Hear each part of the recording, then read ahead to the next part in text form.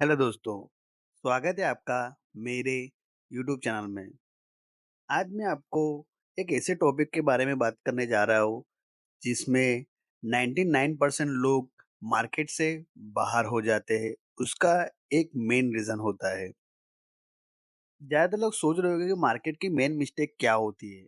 And आप देख रहे होंगे, कोई लोग सोच रहे होंगे कि मार्केट की मेन मिस्टेक ग्रीड होती है। इंसान अपनी ग्रीड में ही मार्केट के अंदर आता है एंड जब वो लॉस लेता है, तो वो मार्केट से बाहर हो जाता है। आधे लोग ये सोच रहे होंगे कि मार्केट की मेन मिस्टेक फ़ियर होती है कि इंसान जब भी मार्केट के अंदर आता है, तो वो सोचता है कि कहीं मैं मार्केट में लॉस ना ले लूँ और वही फ़ियर में वो लॉस लेते जाता है एंड मार्केट से बाहर हो जाता है। आधे लोग सोच रहे होंगे कि मार्केट में इंसान का सबसे बड़ा दुश्मन एंग्री है, कि मार्केट में जब भी ट्रेडर लॉस लेना स्टार्ट करता है या उसका बेट फेस स्टार्ट होता है, तो वो मार्केट से फाइट करने लगता है और गुस्से में आकर ट्रेड लेता है एंड स्टॉप लॉस रखता नहीं है एंड मार्केट से ऐसे फाइट करता है कि आज या तो मार्केट मुझे प्रॉफिट देगा या लॉस, और उसी में वो लोग अपना पूरा कैपिटल वाइप आउट कर देते हैं। और कई लोग सोच रहे होंगे कि फोमो फोमो का मतलब फियर ऑफ मिसिंग आउट। आधे लोग सोच रहे होंगे भाई फियर ऑफ मिसिंग आउट ना हो जाए, यानी यानी ट्रेड हमारे हाथ से ना छूट जाए, उसके वजह से वो लोग अर्ली ट्रेड कर लेते हैं और वो होता है उनका सबसे बड़ा एनिमी। और लास्ट होता है रिग्रेट। कभी-कभी क्या होता है, मार्केट के अंदर आपने जो प्लान किया होता है उसके हिसाब से ही मार्केट ट्रेड करता है, बट जब आपको ट्रेड लेना होता है तब आप ले नहीं पाते एंड जब मार्केट वहां से चला जाता है तो आप रिग्रेट में आकर ट्रेड लेते हैं एंड लॉस ले बैठते हैं। ये होते हैं मार्केट के 5 सबसे बड़े एनिमी। बट अगर मेरी बात करें तो मार्केट में एक एनिमी सबसे बड़ा है, और उस एनिमी को अगर आपने काबू कर लिया तो ये 4 एनिमी उसके सामने कुछ भी नहीं है। एंड आप अगर एक ही एनिमी पे काम करेंगे तो दूसरे चारों 4 एनिमी आपके अपने आप काबू में हो जाएँगे। आप सोच रहे होंगे कि भला वो एनिमी कौन-सा है? क्या ग्रीड है, फ़ियर है, एंग्री है, फोमो है या रिग्रेट है? क्योंकि आप देख रहे होंगे कि सबसे पहले मैंने ग्रीड को रखा है, फिर बाद में फ़ियर आता है, फिर एंग्री आता है, फिर फोमो, फिर रिग्रेट। बट मेरे हिसाब से सबसे बड़ा एनिमी होता है फोमो। ये फोमो ही होता है जो 99% लोगों को ट्रेडिंग करियर से बाहर कर देता है, और जो बच जाते हैं उनको भी काफ़ी लॉस में धकेल देता है कि वो कितना भी मार्केट में रहे, बट वो कभी भी अपना लॉस रिकवरी नहीं कर पाते। और यही रीज़न होता है कि जिसके हिसाब से आपके माइंड में ग्रीड, फ़ियर, एंग्री और रिग्रेट, ये चारों 4 एनिमी भी आपके दिमाग में अपने आप ही आएँगे।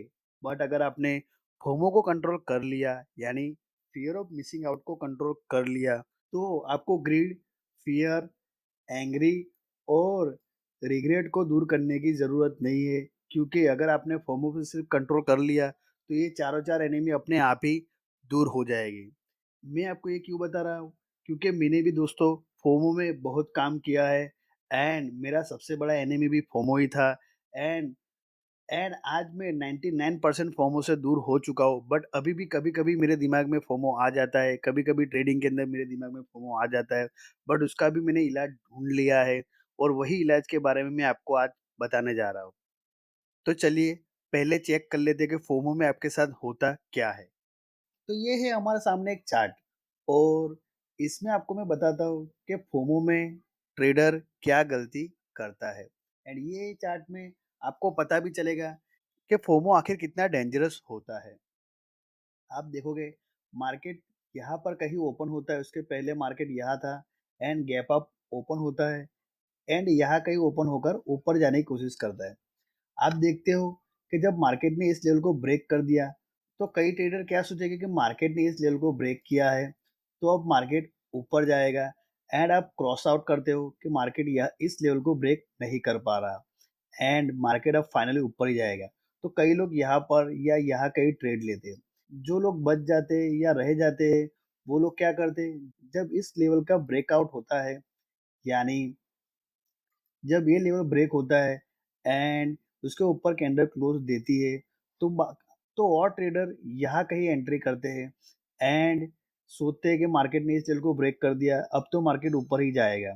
बट फिर मार्केट क्या करता है, मार्केट यहाँ से ही नीचे आना स्टार्ट करता है और जिसने यहाँ एंट्री ली एंड यहाँ पर एंट्री ली, उन सारों का स्टॉप लॉस यहाँ पर हिट कर देता है और उन्हें लॉस दे देता है। अब मार्केट जब नीचे आना स्टार्ट करता है, तो जिसने यहाँ पर एंट्री ली होगी, वो तो यहाँ कहीं निकल जाएगा एंड अब सोचेगा कि मार्केट यहाँ से रिवर्स हो गया है। तो वो लोग क्या करेंगे, यहाँ कहीं अगर यहाँ कहीं मार्केट अगर दोबारा आता है, वो लोग यहाँ कहीं आकर मार्केट जब रिट्रेस करता है, तो वो लोग नीचे की तरफ एंट्री लेंगे कि मार्केट अब नीचे जाएगा और मार्केट थोड़ा बहुत उनको प्रॉफिट दिखाता है और उसके बाद इसको फाइनली ब्रेकआउट दे देता है और इनका फिर से लॉस हो जाता है। उसके बाद लोग सोचते हैं कि इस लेवल का ब्रेकआउट हो गया है, अब शायद मार्केट ऊपर जाएगा और कंफर्म और इस लेवल को दोबारा टच होने की वेट करेंगे। बट मार्केट ऐसा नहीं करता, बट स्लोली स्लोली ऊपर जाने की कोशिश कर रहा है और आधे कस्टमर यहाँ पर एक ट्रेंड लाइन ड्रॉ करेंगे एंड ट्रेंड लाइन के हिसाब से जब मार्केट यहाँ पर आएगा एंड थर्ड टेस्ट करेगा, तो मार्केट में वो लोग एंट्री करेंगे कि सोचे कि मार्केट ट्रेंड के हिसाब से ऊपर जा रहा है। बट जैसे ही उनकी ट्रेन लाइन यहाँ पर ब्रेक होगी, तो वो लोग यहाँ पर आकर एग्जिट कर लेंगे कि ट्रेन लाइन ब्रेक हो गई, अब शायद मार्केट नीचे जाना स्टार्ट कर देगा। बट ऐसा होता नहीं है और वो लोग फोमो में आके यहाँ पर एग्जिट कर लेते हैं। बट जैसे ही वो एग्जिट करते हैं, मार्केट फिर से ऊपर जाना स्टार्ट करता है एंड इस तरह से वो पूरा दिन ऊपर जाता है। और आपका सेटअप कुछ भी हो, बट मार्केट आपको फोमो में हमेशा ट्रैप करता ही रहेगा। भले आप ट्रेन लाइन के हिसाब से ट्रेड करते हो, भले ही आप सपोर्ट या रजिस्ट्रेशन के हिसाब से ट्रेड करते हो, पर फिर भी वो आपको ट्रैप करेगा ही। अब देख लेते हैं दूसरे दिन क्या हुआ। दूसरे दिन आप देखोगे कि मार्केट ने गैप अप ओपनिंग दी और यहाँ कहीं से वो नीचे आना स्टार्ट कर देता है और यहाँ कहीं जिस तरह से वो कैंडल बनाता है और यहाँ कहीं जिस तरह से मार्केट ने कैंडल बनाया है, आधे लोग सोचते हैं कि मार्केट आज फुल फॉर्म में नीचे जाएगा एंड जिस तरह की वो कैंडल है, तो आधे लोग यहाँ कहीं एंट्री करेंगे या कई लोग तो कैंडल क्लोज होने का वेट करेंगे और यहाँ कहीं एंट्री करेंगे। और जैसे ही वो लोग एंट्री करते हैं, मार्केट थोड़ा बहुत नीचे जाता है एंड ऊपर आने की कोशिश करता है। ऊपर जैसे ही मार्केट आता है, वो लोग डर जाते हैं एंड फोमो में यहाँ कहीं एग्जिट कर लेते हैं। उसके बाद जब मार्केट यहाँ कहीं नीचे आता है, रिट्रेसमेंट लेता है थोड़ा बहुत एंड ऊपर जाने की कोशिश करता है और इस तरह की कैंडल देखकर और मार्केट इस लेवल का ब्रेकआउट भी कर देता है, तो कुछ लोग फोमो में आकर यहाँ कहीं एंट्री लेते हैं एंड मार्केट उनको थोड़ा बहुत यहाँ पर प्रॉफिट दिखाता है। बट फाइनली वो फिर से वो नीचे आना स्टार्ट कर देता है और जिन लोगों ने यहाँ पर एंट्री करी होती है, वो लोग यहाँ कहीं आकर एग्जिट कर लेते हैं एंड उसके बाद जब मार्केट इस लेवल का ब्रेकआउट करता है नीचे की तरफ, तो ट्रेडर्स होते हैं कि मार्केट ने इस लेवल का ब्रेकआउट कर दिया और मार्केट ऊपर नहीं जा पा रहा, इसके लिए फाइनली मार्केट यहाँ से नीचे ही जाने वाला है। तो कुछ कस्टमर यहाँ पर ट्रेड करेंगे नीचे की तरफ, बट मार्केट उनको भी फेल करके ऊपर जाने की कोशिश करेगा एंड जब मार्केट इस तरह से ऊपर जाएगा, तो लोग ट्रेंड लाइन बनाएंगे। हाँ, मार्केट यहाँ पे ट्रेंड के हिसाब से ऊपर जा रहा है और जिस तरह की कैंडल है, तो लोग सोचेंगे अब तो मार्केट ऊपर ही जाएगा एंड कई कस्टमर यहाँ पर कहीं पे भी एंट्री ले लेंगे एंड उसके बाद क्या होता है, फाइनली मार्केट यहाँ से फिर से नीचे आना स्टार्ट करता है और जिन लोगों ने यहाँ पर एंट्री ली होगी, उन सबको लॉस दे देता है एंड इस तरह से मार्केट को गिरता हुआ देख ये सारे लोग एग्जिट कर लेते हैं एंड फाइनली फिर मार्केट ऊपर जाना स्टार्ट करता है एंड यहाँ कहीं आकर क्लोज होता है। और इसी तरह उन सारे लोगों को मार्केट ट्रैप करता है जो फोमो में एंट्री करते हैं और उन्हें अच्छा खासा लॉस दे देता है। बट आप लोग अब सोच रहे होंगे कि चलिए आपने ये तो बता दिया कि फोमो में ट्रेडर क्या गलती करता है और उसे लॉस होता है, बट आप ये बताइए कि फोमो से हम कैसे बचे जिससे हमारा लॉस ना हो। तो चलिए दोस्तों, अब मैं बताता हूँ आपको कि फोमो से आपको किस तरह से बचना है। अब हम देखेंगे फोमो फोमो में आपको किस तरह से बचना है। फर्स्ट तो आपका सेटअप कौन सा है, वो डिपेंड करता है कि आप किस तरह से ट्रेड लेंगे। मेरा सेटअप आपको पता ही है कि मैं किस तरह से ट्रेड लेता हूँ, तो मैं अपने सेटअप के हिसाब से आपको बताता हूँ। फर्स्टली मैं क्या करता हूँ कि मुझे बॉस चाहिए, तो मैं लेटेस्ट बॉस देखता हूँ, तो ये है मेरा बॉस, ये है मेरा यहाँ पर बॉस आ गया। उसके बाद मुझे क्या चाहिए, उसके बाद चाहिए मुझे इंड्यूसमेंट। आप इसे भी ले सकते हैं, इसे भी ले सकते हो, बट ये मैं इसे लेता हूँ, ये है मेरा इंड्यूसमेंट। उसके बाद चाहिए मुझे 2 स्विंग, 1 स्विंग एंड 2 स्विंग। तो मुझे यहाँ से ऊपर तक रिट्रेसमेंट ड्रॉ करना है एंड 61 एंड 78 दो लेवल निकालने हैं। तो ये है मेरा यहाँ पर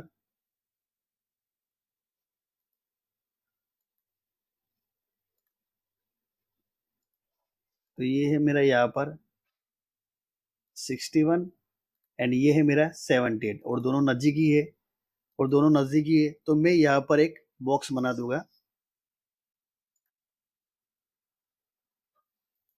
और मुझे यहाँ पर फ्लिप कैंडल भी मिल गई। तो ये मेरा यहाँ पर 61 एंड 78 दोनों लेवल आ गए। तो मैं जब मार्केट इस लेवल को टच करता है तो मैं एंट्री करता हूँ, बट एंट्री के रूल्स होने चाहिए, तभी आप लोग फोमो से बच पाओगे। और वो मैं लास्ट में आपको बताते हूँ और मैं और वो मैं लास्ट में आपको बताता हूँ कि क्या होता है जिससे आप फोमो को कंट्रोल कर पाओगे। बट आपका सेटअप है, बट आप मेरे सेटअप के अनुसार ही काम करते हो और आपका सेटअप है और मार्केट यहाँ कहीं टाइम स्पेंड करता है, तो आपको इतना टाइम में आपके दिमाग के अंदर फोमो आएगा ही, क्योंकि आप सोचोगे कि तकरीबन 20 मिनट हो गई है, 30 मिनट हो गए, 40 मिनट हो गई है, अभी तक मार्केट यहाँ पर नहीं आया, तो शायद मार्केट यहाँ पर नहीं आएगा और शायद यहाँ कहीं आप एंट्री ले लोगे कि चलिए थोड़ा स्टॉप लॉस और बढ़ा, मैं यहाँ कहीं एंट्री ले लेता हूँ। बट जैसे ही मार्केट यहाँ पर नीचे आना स्टार्ट करेगा, आप डर के कारण यहाँ पर एग्जिट कर लोगे, क्योंकि आपने फोमो में एंट्री ली थी एंड जहाँ पर आपको एंट्री लेना था वहाँ पे आपने एंट्री नहीं ली और जहाँ पे आपको एंट्री लेनी थी वहाँ पर ही आपने स्टॉप लॉस भी दे दिया और डर के कारण आप दूसरा ट्रेड नहीं ले पाओगे।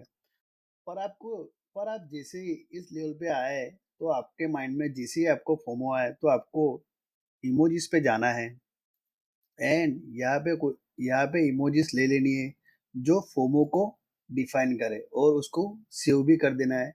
और मैंने भी यहाँ पर लिखा है फोमो और आपको यहाँ पे उसको इंसर्ट कर देना है।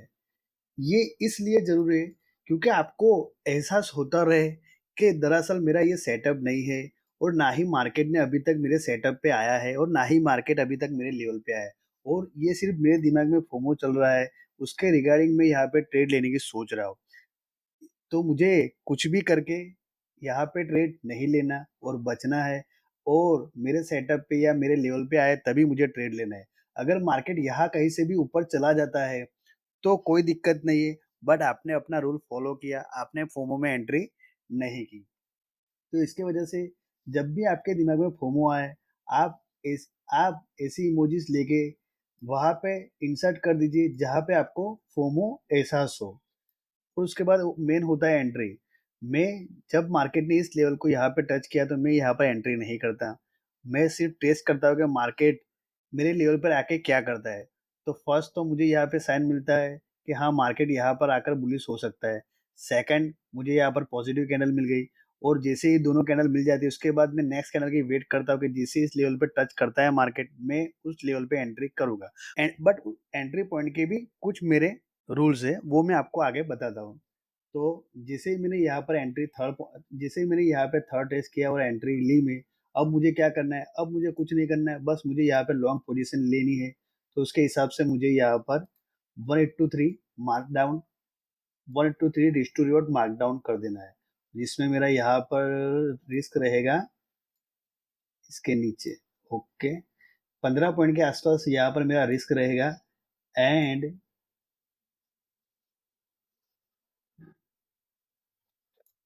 47 पॉइंट के आसपास यहाँ पर मेरा टारगेट रहेगा। और जैसे ही यहाँ पर मुझे टारगेट मिल जाता है, मैं यहाँ पर मैं यहाँ पर पहले देखता हूँ कि मार्केट यहाँ से नीचे आने की कोशिश करता है। अगर मार्केट यहाँ पर नीचे आने की कोशिश करता है तो मैं यहाँ पर एग्जिट कर लेता हूँ। तो ये मुझे यहाँ पर 1:3 मिल गया। उसके बाद मार्केट कहीं पे भी जाए और कितना भी जाए मुझे कोई दिक्कत नहीं है, मुझे अपना रिस्क टू रिवॉर्ड मिल गया तो मैं रिग्रेट में नहीं आता कभी भी। उसके बाद आप देखोगे मार्केट ने क्या किया, मार्केट ने ट्रेंड लाइन बनाते हुए मार्केट ऊपर गया तो ये मेरे लिए यहाँ पर लिक्विडिटी है, आपको पता ही है। उसके बाद मार्केट ने क्या किया, मार्केट यहाँ से ऊपर गया, यहाँ से ऊपर गया, यहाँ पर भी उसने लिक्विडिटी क्रिएट की और ये भी मेरे लिए लिक्विडिटी है। अब मार्केट ने दूसरे दिन यहाँ पर क्या किया, गैप अप ओपन हुआ और आप देखोगे तो ये यहाँ पर मेरा बॉस हो जाएगा। उसके बाद चाहिए मुझे इंड्यूसमेंट, तो ये मेरा यहाँ पर इंड्यूसमेंट हो जाएगा।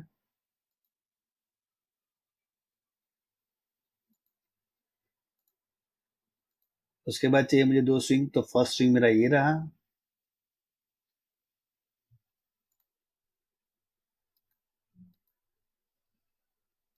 Swing one and second swing मेरा ये रहा। इसे भी ले सकते हैं, इसे भी ले सकते हैं, दोनों में से किसी को भी ले सकते हैं। आपको पता ही है कि जो लिक्विडिटी होती है उसे मैं स्विंग नहीं गिनता। तो ये मेरे दो स्विंग है। अब मुझे क्या करना है, अब मुझे ऊपर तक रिट्रेसमेंट ड्रॉ करना है। उसके बाद दो लेवल निकालने, एक 61 एंड एक 78। तो ये मेरे यहाँ पर दो लेवल निकल गए। ये है मेरा 61 एंड ये है मेरा यहाँ पर 78।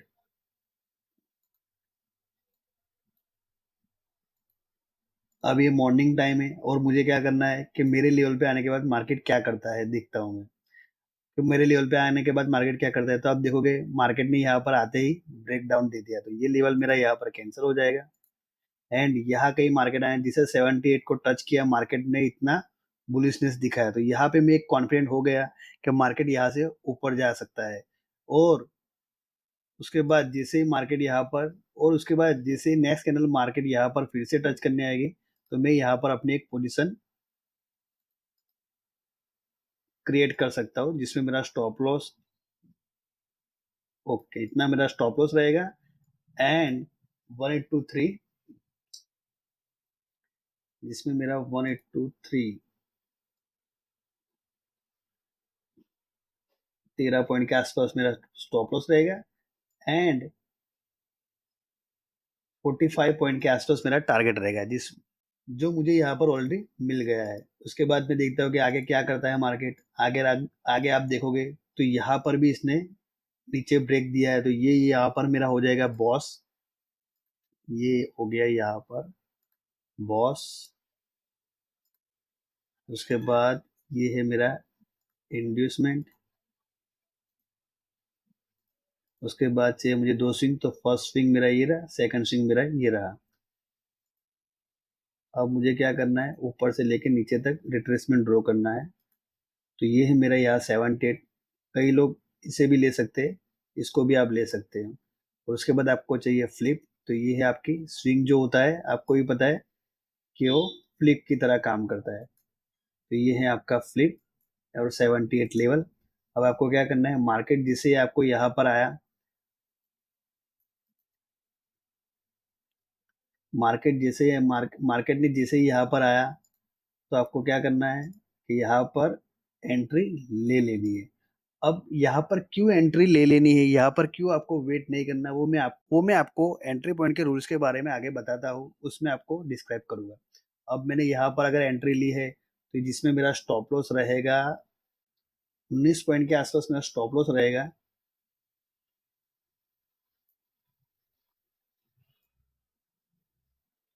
और 46 पॉइंट के आसपास मेरा टारगेट रहेगा। और आप देख पाओगे कि मार्केट ने हमारा टारगेट दिया एंड यहाँ से ऊपर जाना स्टार्ट कर दिया। बट मार्केट यहाँ से क्यों ऊपर गया वो भी आपको बता देता हूँ कि यहाँ पर क्या हुआ, मार्केट ने इसको यहाँ पे ब्रेक किया, तो ये हमारे यहाँ पर हो जाएगा बॉस। उसके बाद चाहिए हमें इंड्यूसमेंट, तो ये है हमारा इंड्यूसमेंट।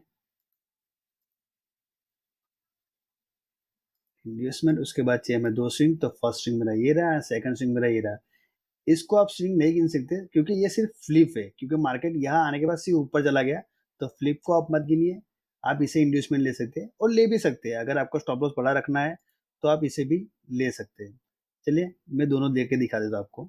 अपने यहाँ से ऊपर तक रिट्रेसमेंट ड्रॉ करना है एंड दो लेवल निकालने, 61 एंड 78।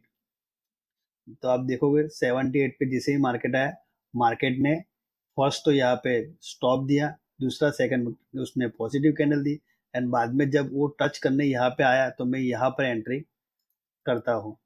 मेरी एंट्री यहाँ पर होती है।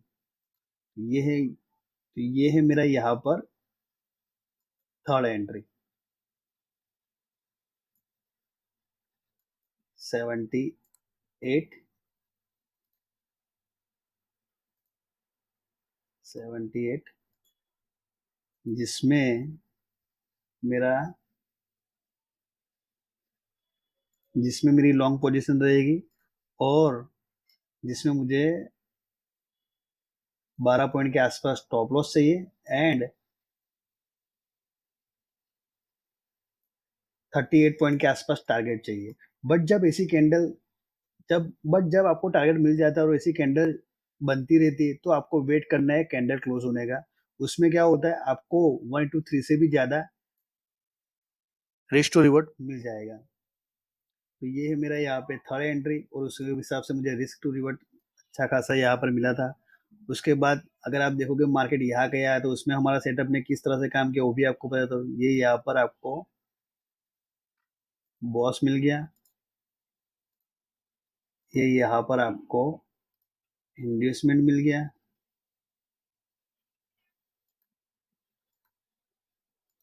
उसके बाद ये आपका फर्स्ट स्विंग, ये आपका सेकंड स्विंग। ये आपका इसमें स्विंग नहीं गिनाएगा क्योंकि ये आपकी लिक्विडिटी है। तो ये है आपकी लिक्विडिटी, ये फर्स्ट स्विंग सेकंड स्विंग। अब आपको क्या करना है, आपको सेकंड स्विंग से लेकर ऊपर तक रिट्रेसमेंट ड्रॉ करना है। उसके बाद 61 एंड 78 दो लेवल निकालने, और 78 हमेशा हाई प्रोबेबिलिटी रहता है, वो तो मैंने आपको कई बार बताया है। तो इसमें मेरा स्टॉप लॉस यहाँ रहेगा 78 और जिसमें टारगेट लॉन्ग पोजीशन अगर आप लेते हो तो